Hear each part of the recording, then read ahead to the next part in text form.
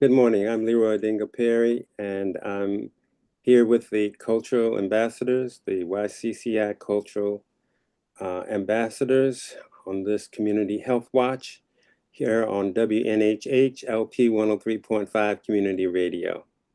And today we're going to discuss um, healthcare in terms of individuals who have to spend their time and energy looking after loved ones.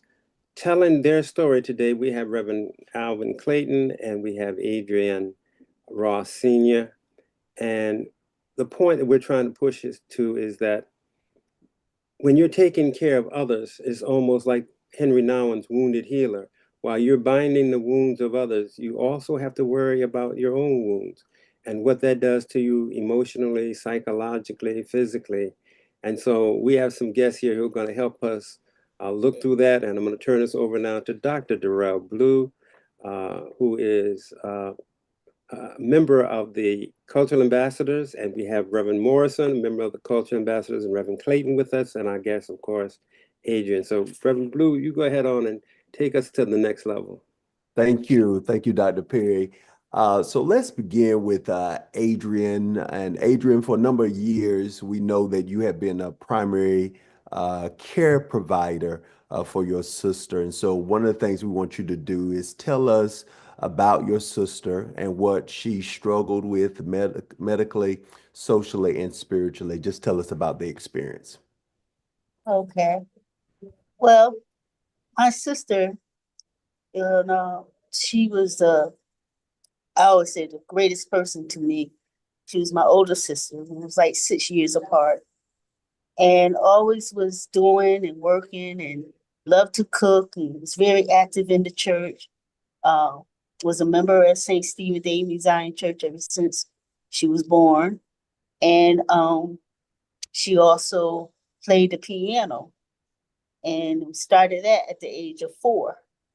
So it was like she was a very active, but very, involved with different activities. Well, the year of 2018, um, she had developed breast cancer. And at the time that she was diagnosed, she was at stage 4. And, and I guess I don't know exactly how she let it go so far or knew about it and didn't tell us. I don't, it was just one of those things like it just happened. And so, but she was, after she got diagnosed and everything, she started her treatments, everything was going well.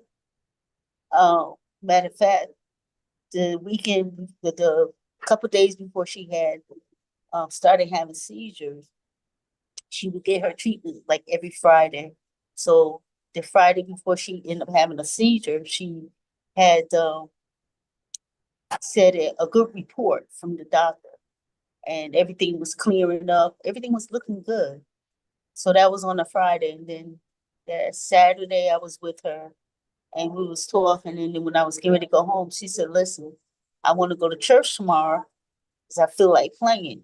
I said, "Okay." So I said, "I'll be here in the morning to pick you up." She said, "Okay."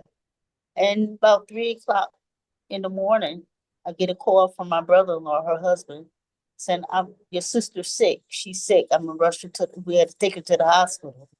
So 911 was there and ambulance, and they was there. Then they, took her to the hospital. But apparently the cancer spread to the brain, and that's why she started having a seizure.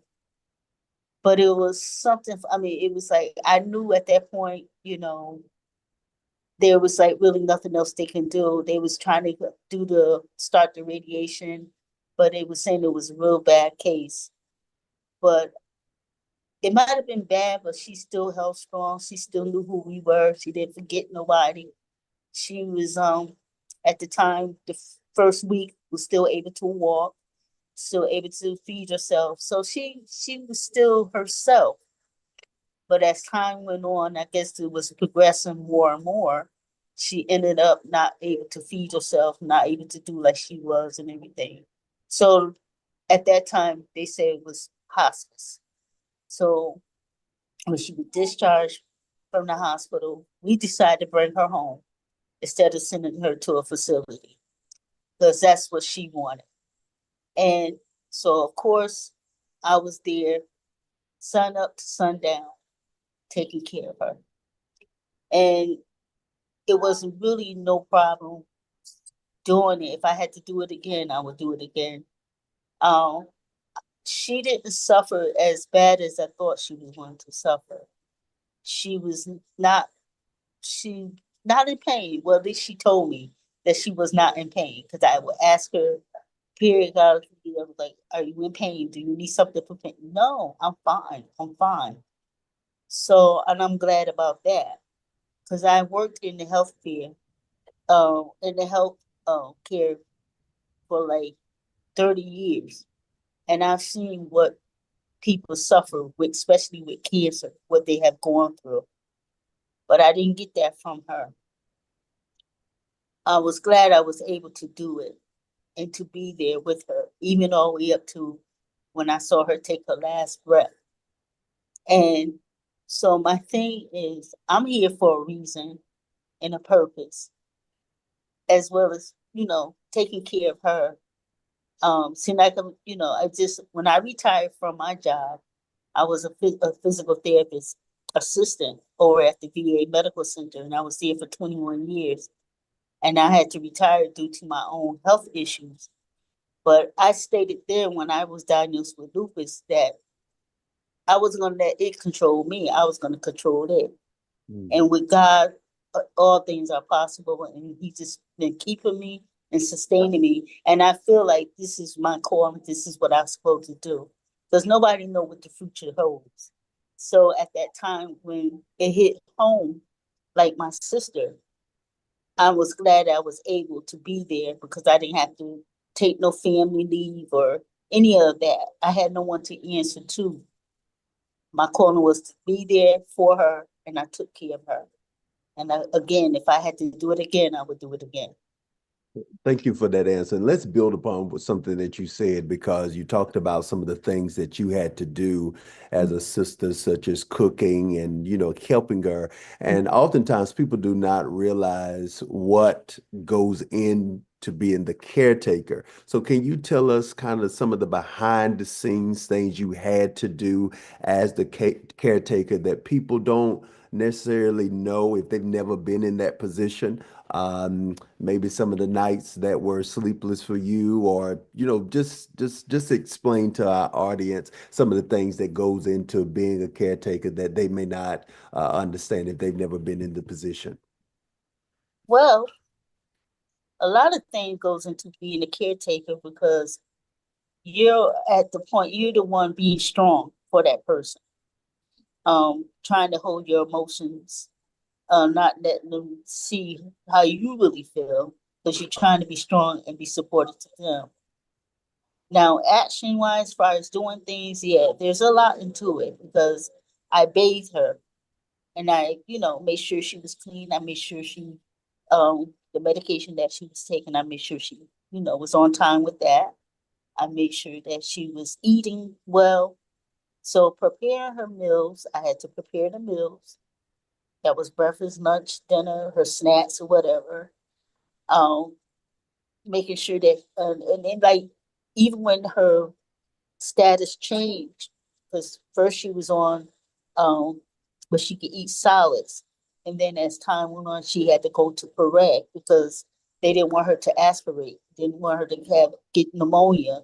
So, it was a couple of times they had to do a swallowing test. So when you change from doing cooking solids, then you had to change to try to do a Perec diet, so I had to really adjust on how I was going to do certain things because one of the things was how was hello how was I going to um puree fried chicken Mm, or puree some barbecue spare ribs. It's like, okay, how are we going to Mhm. do this, but we got through it and was able to still feed her. And then of course trying to making sure her clothes was clean, linens was clean, washing. It was a lot to endure. And I was there basically because to do it because her husband took care of the business part, making sure the bills was paid, Mhm. that type of thing. So we had a, split type thing. But like I said, that was the bond that we had. And when I was going through and she helped me, uh, it wasn't more intense like hers, but it was more like we had that connection.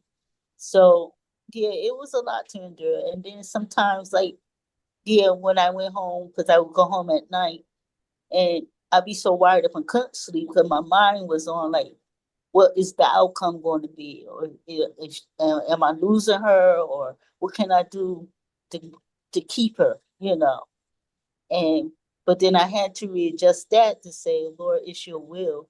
Because if she was to go, if she was going to be here, I want her here the way she was, not be here suffering. So that was my way of accepting. But yes, as a caretaker, it is a lot to endure because, like, again, you're trying to make sure you're doing this on a daily routine, cooking, cleaning, um, Mhm. taking care of her, cleaning her, just everything. So, yeah. Mm. Okay, and then the follow-up to that is you mentioned that your family had to make the decision based on what your sister asked you all to bring home and not so much put her in long-term care.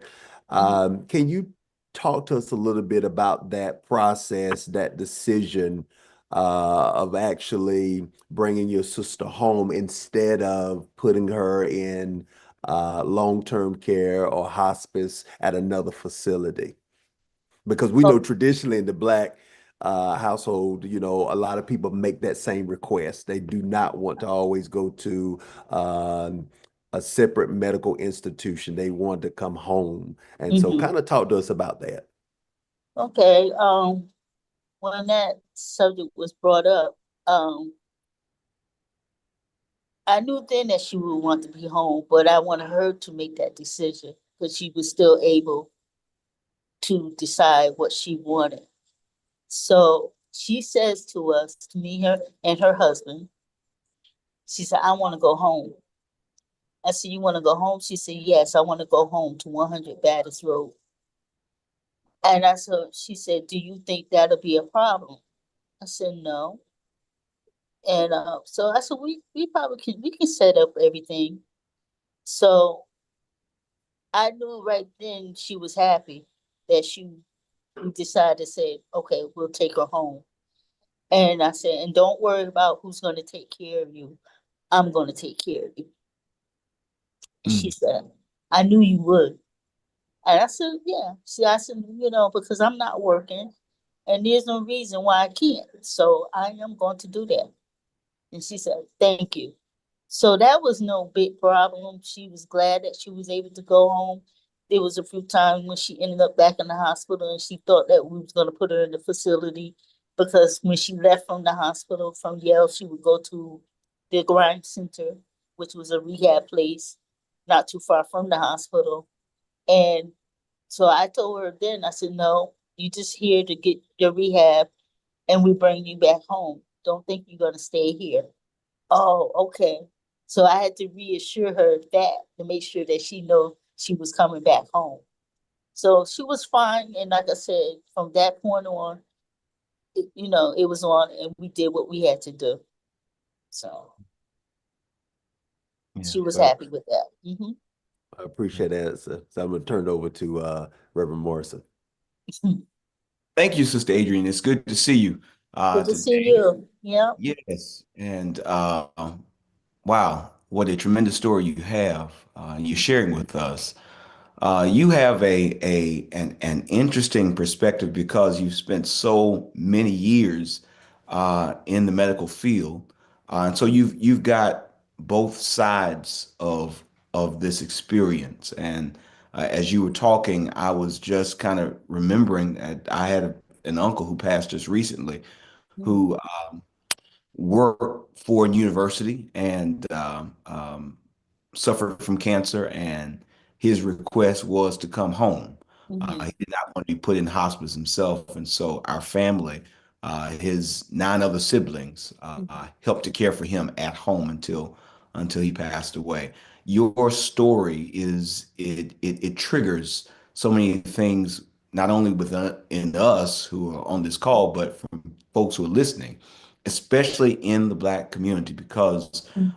traditionally, that's what we do. We take Yeah. care of our own because traditionally we've been so untrusting of the medical profession because it was largely a white institution.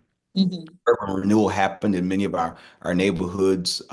Charlotte, North Carolina, where Dr. Blue is, and I was raised there, as well as in South Carolina. And then the story of here, where I'm at in the Atlanta area in Georgia, tells a story about urban renewal and how they took away Black hospitals, and our people did not, or were not accepted, or did not feel comfortable going to the white institutions themselves. And so we had to take care of each other at home. I mean, it's interesting because you've worked on both sides of this. Mhm. Uh, you've been in the medical profession and then also caregiving at home. Did you see a difference in that, or how do you feel about that? Well, see, the difference is when you're working in the medical field like I did, because I started out as a nursing assistant. I was going to school. And when I got into the VA hospital, of course, we're just dealing with the veterans, working with them. But we still had to give them the care as if we was working if I was working at Yale.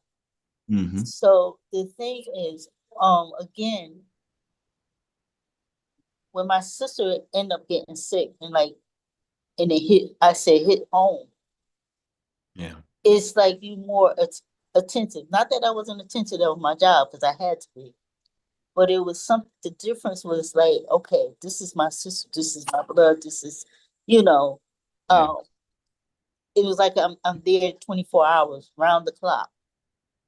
And we're at work, I put my 8 hours in and I did what I had to do, or my 12 hours in, whatever shift I was working, and I did what I had to do. But at home, it's like, it went beyond and it was more extra at Hmm. home at with my sister, more so though at the hospital, or, working with, working with the patients. I mean, I gave the care because that was my whole attitude. I gave the care to the people, to the patients, as if the way I want to be treated. How would I want somebody to take care of me? So, I mean, that part, I didn't separate that because Hmm. they the one that need us and they the one that care. And everybody don't give the care. I mean, I'm just gonna be honest. Everybody don't give the care that you think they would be getting. That's why I used to express all the time. If you have a loved one or somebody, that you care for that's in the hospital or going through something, try to stay with them, try to be with them. Be an Mm. advocate. It's very important that you be an advocate. It's just now me and my father. He's 89, soon be 90 years old. He's in better shape than me. Yeah. But I'm going to the doctors with him. I'm staying on top of things with him. It's very important that you be an advocate for your Mm. loved ones, because when the doctor tells them things, they may not remember, but because you were there, you might hear something that they didn't hear. Even when they're concerning of taking care of them. So I just think that it's a difference, with in all the avenues of taking care of your own versus to, being in the facility or being with somebody else. And I really think that you get more personal. That's just Mm. my feelings about it. Appreciate that. Appreciate Mm-hmm. that. Yeah. And I was thinking about while you were talking, on some future shows, as we talk about the healing nature of singing, you might also be able to share with us on that as well. Uh, Pastor Clayton, Reverend Clayton, you have your own perspective on this as well. You bring in, um, um, I guess, a multi-layered perspective in this subject matter. So why don't you share your story with us? Yes, thank you, Dr. Morrison. Um, this thought for the day will I'll go back a bit. Some years ago, my mother-in-law told my wife and her siblings to make sure that they take care of her brother. His name was Allison Bazemore. At that time, he was about 79 or 80, and he lived in Waterbury. We live in Trumbull, and my wife had the sister in Waterbury. And so naturally we agreed to do that because he had no children. So that, that became our responsibility to make sure that he was okay. Well, it gets interesting because an outgoing man, love people, love to run and go and have a good time. And so when he started, when his health started failing, he still wanted to do the things that he was accustomed to doing, change a bit, have people come visit him. But we noticed that he was slipping, and there was a conversation between my wife and the sister. We had to figure out who is going to bring him in because he was not able to stay by himself.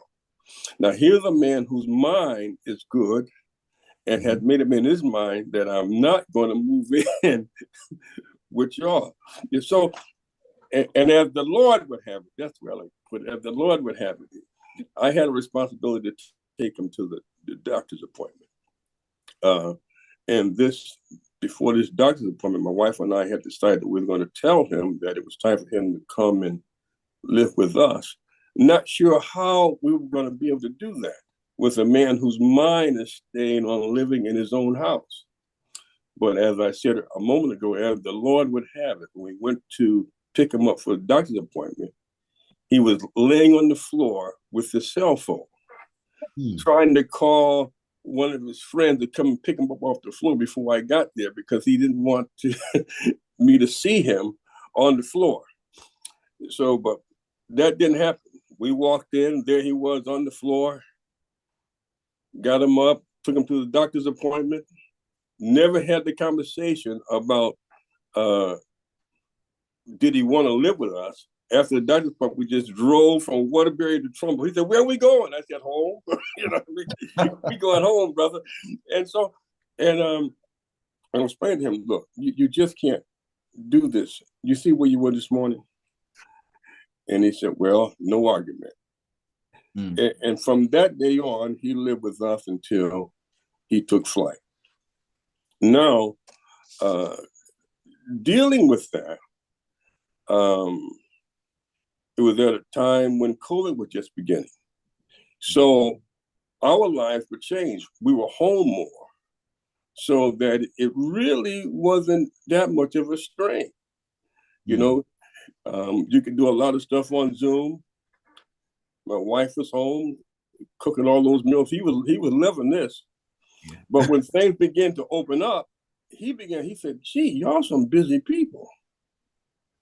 And we are busy people. But we had services for him, some through the VA, some through Connecticut Community Care.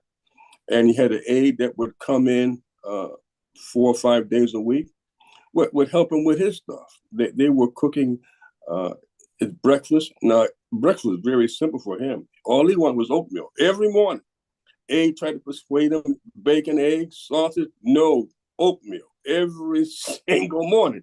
That this was his life, and whatever he would eat for lunch.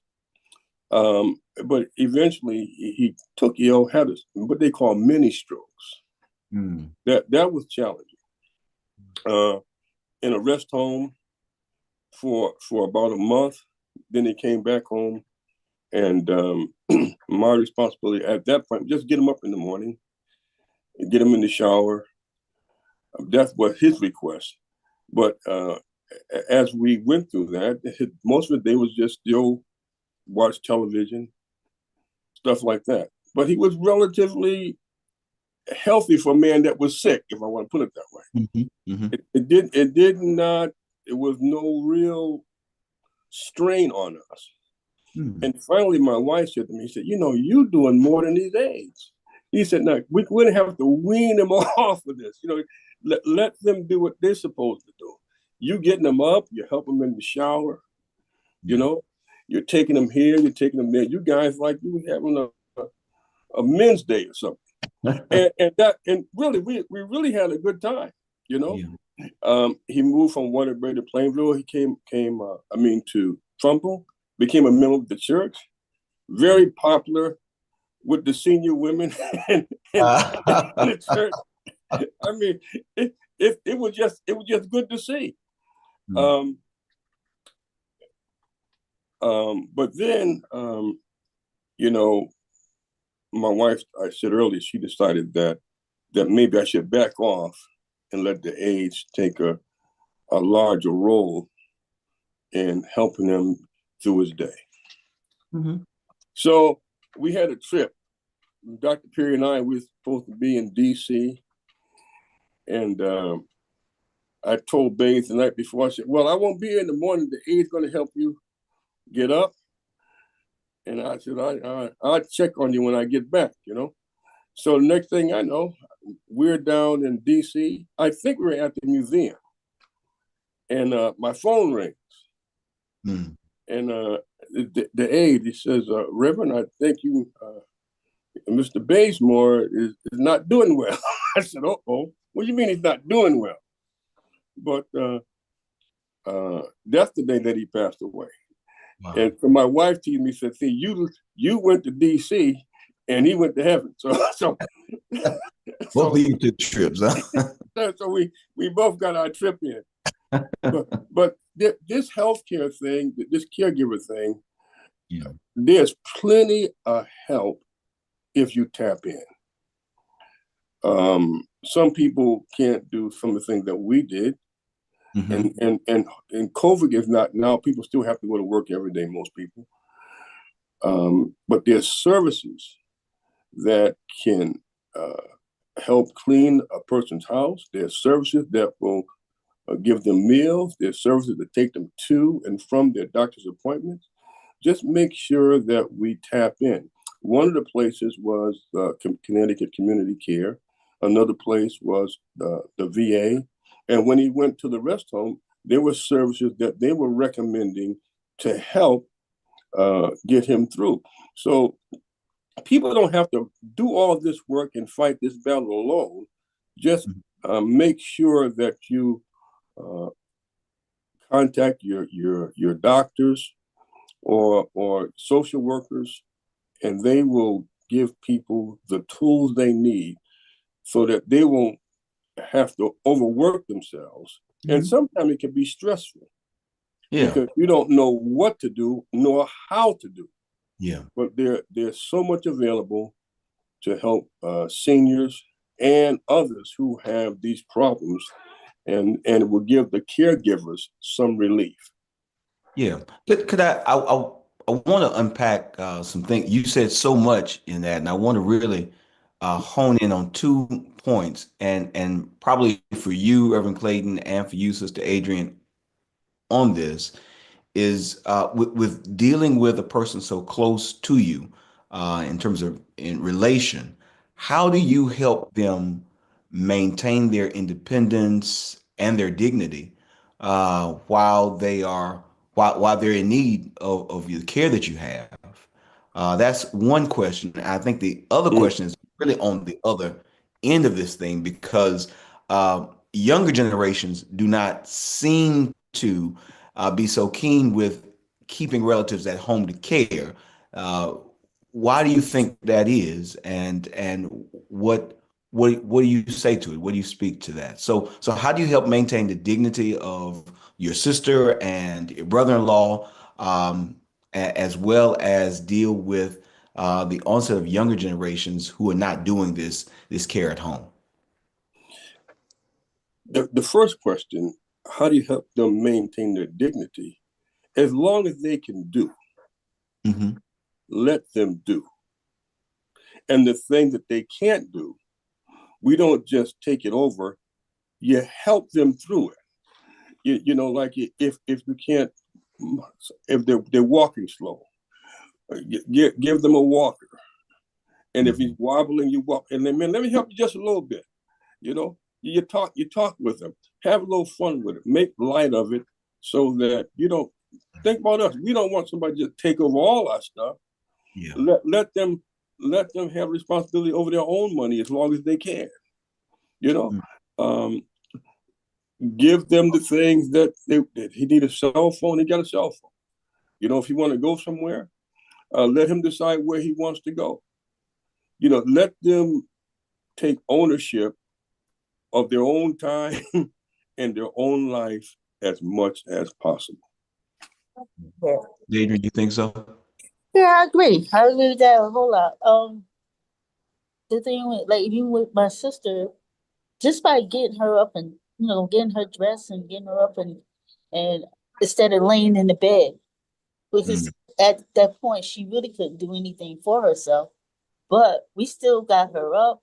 I still got her dressed. I even put her makeup on, and because she lost her hair, I went and got a jazzy wig for her, and I just like we say, hooked her up as if she was able to do for herself, and because she still was in her right. That was so unbelievable with the type of brain cancer that attacked her brain, that she was still able to make decisions, to still talk.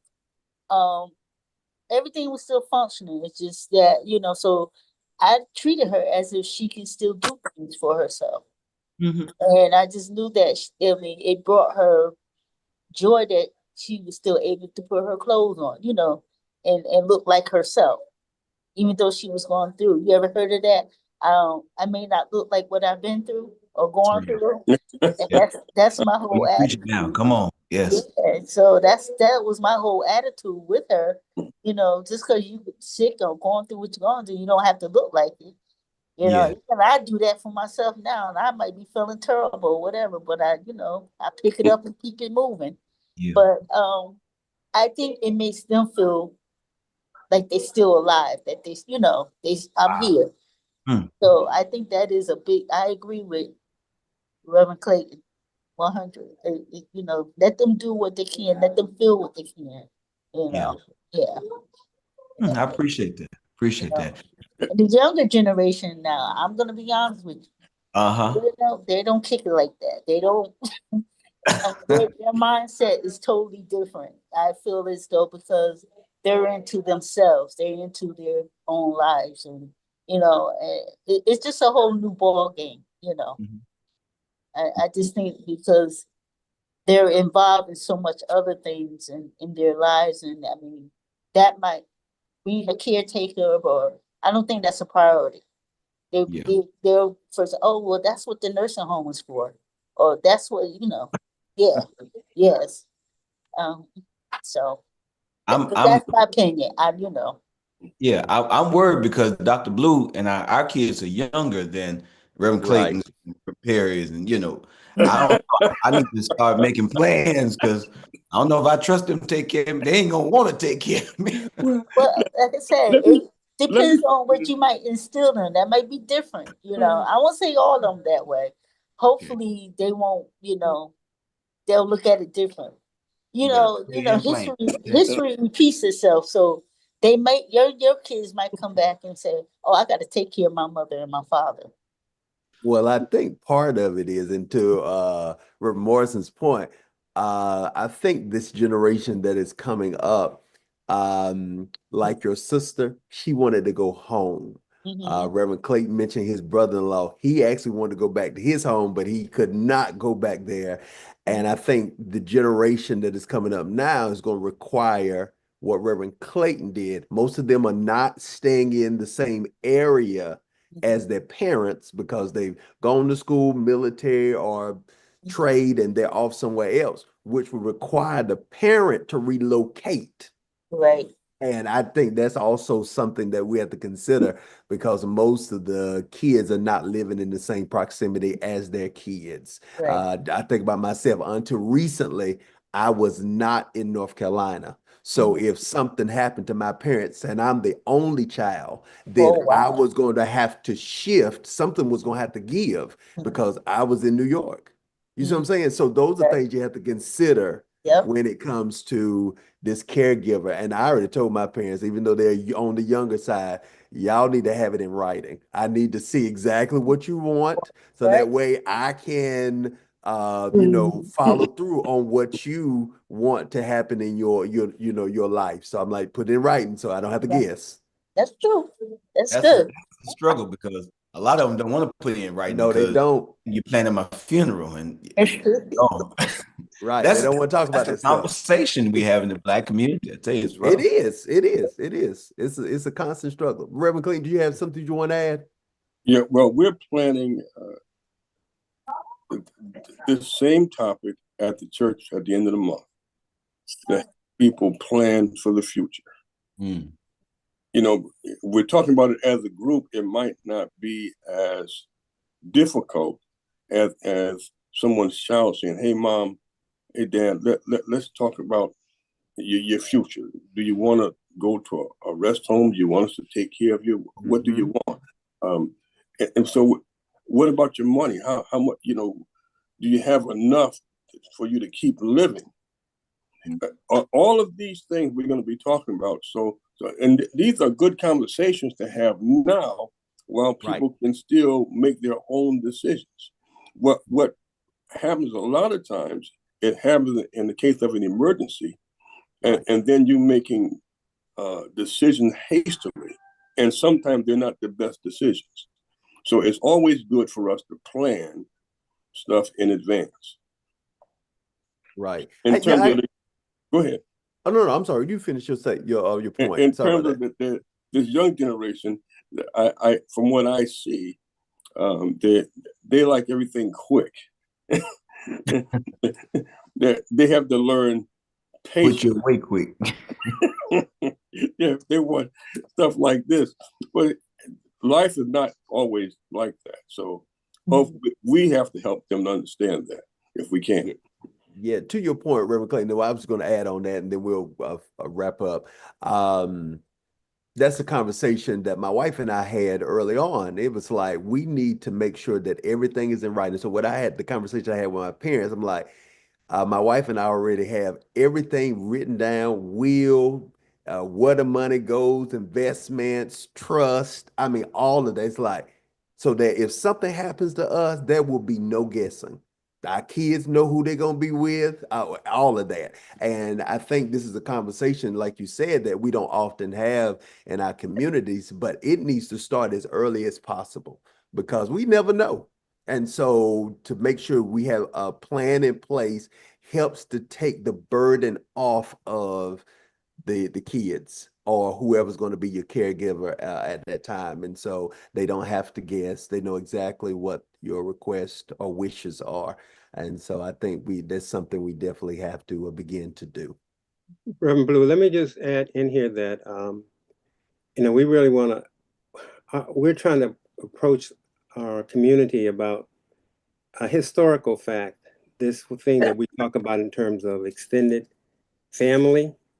And basically, I think Reverend Morrison was correct when he said that when we did not have access to hospice and hospitals and nursing homes for economic reasons or reasons for racism, we were mistrustful of those institutions. And so really it wasn't a choice.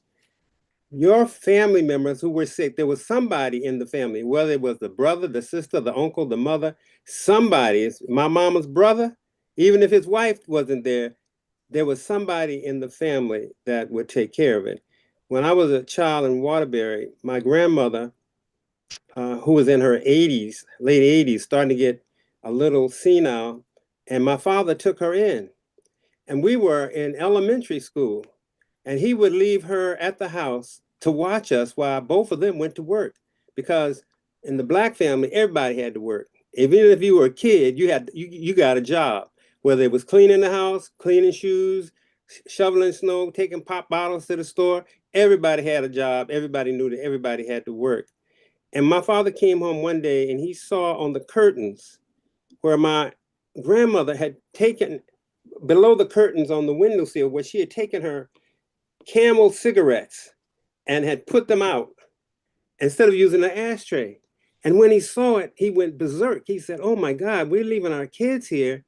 And this house, you know, three-story tenement houses." He said this thing will be up in flames. So he took her to the nursing home until he could figure out what to do. And then my auntie came and took her, and she lived with her until she died.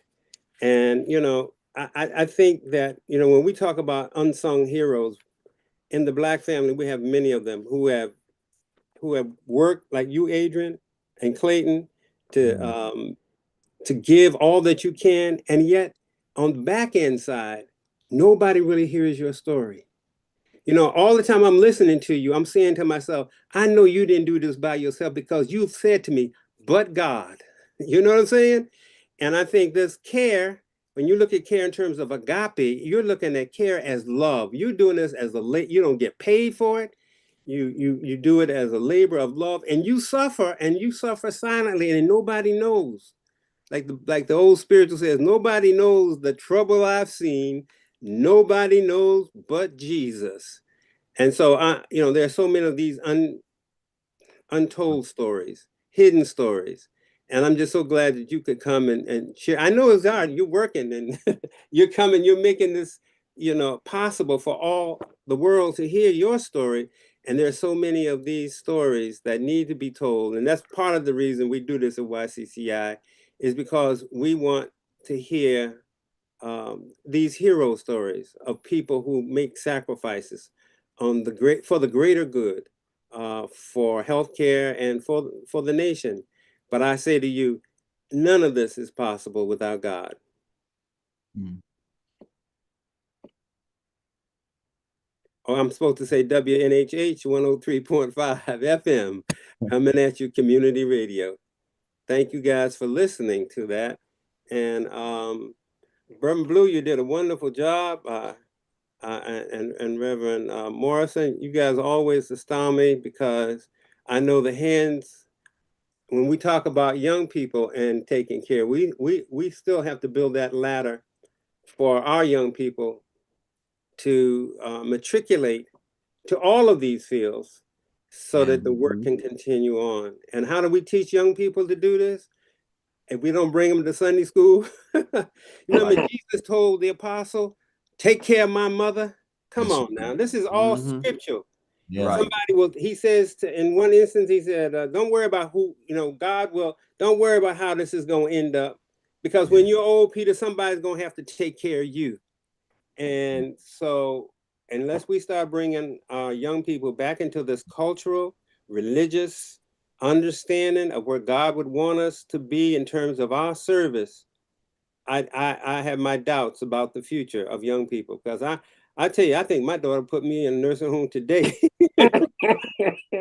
Oh, no, she would.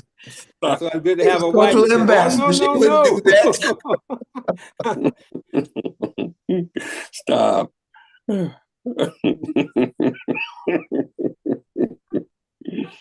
Oh boy.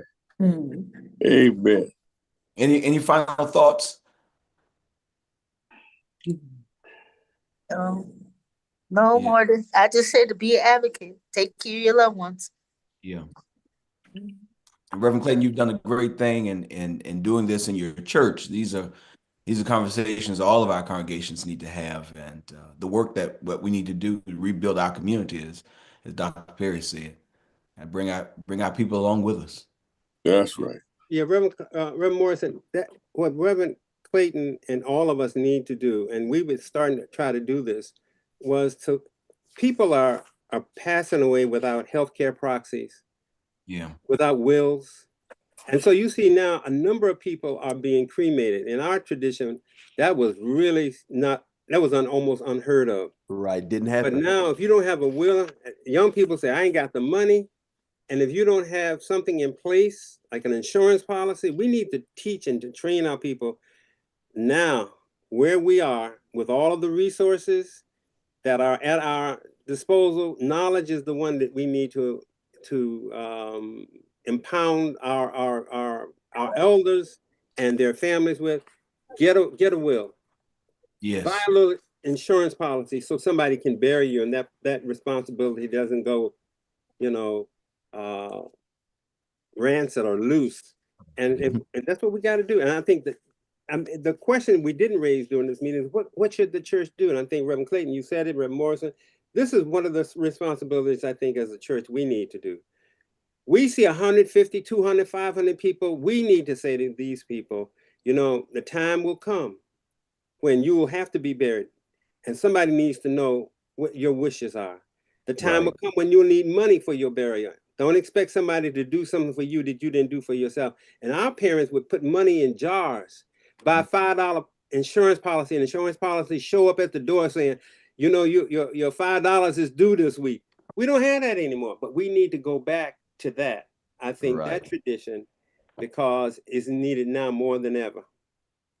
You're right. And I was going to say that, Dr. Perry. I remember growing up because I grew up in the house with my great grandparents, and the insurance man would come by every month and collect their insurance bills. But that was one thing that my great grandparents instilled in all of us that was at that house, that you need to have some type of burial insurance, and you know, to take care of your responsibilities. Because what you said is, he said it all the time. Y'all are not going to be calling nobody to bury me. I'm gonna have all of my stuff handled before I leave this world. And so, you know, that for me, that has stuck, has been ingrained in my mind. So yes, that is something that, as you said, the church needs to make sure that we are a voice, and just, you know, re-emphasize that to our community, the importance of having those things in place. Blue, do you remember North Carolina Mutual? Yes. That was a black insurance company. Yes, sir. And I don't know what happened to them, but they were doing it. They were the only ones looking out for us in that regard. Listen, that might be another opportunity. You're right. You're right. If our churches could get together, we could do that. We could have that in Zion. We could have that in the National Baptist. We could have that in the Council of Churches. We could do that. But you see, we just don't have the vision. So you guys, I'm gonna put that responsibility on your shoulders. I'm gonna take care of my business, but I'm just saying. Listen, I understand. I understand that. I also add that I work at the funeral home as well. And it is important about the policies which you all were discussing. There's some insurance company now that will give you a policy and you don't have to wait 2 years before it actually comes into effect. So if you was to take the policy out and then I say within 2 or 3 days, if something happened to you, you're covered. So that's another, and then, you know, there's another thing to think about, what insurance company that you can use, because especially now, you know, a lot of people out here are not insured, or they have insurance and didn't know that, because they only had it new for like a year that they was automatic covered. A lot of companies are not covered, but there are some covers that will cover you like from day one. So that is something to look into as well. I hear we're out of time, right, Blue? Yes, we are. Thank you so much. Thank you to Adrian and Reverend Clayton for being our guests today. Thank you to my co-host, Reverend Morrison and Dr. Perry, as always. And tune in next time to Community Radio WNHH 103.5.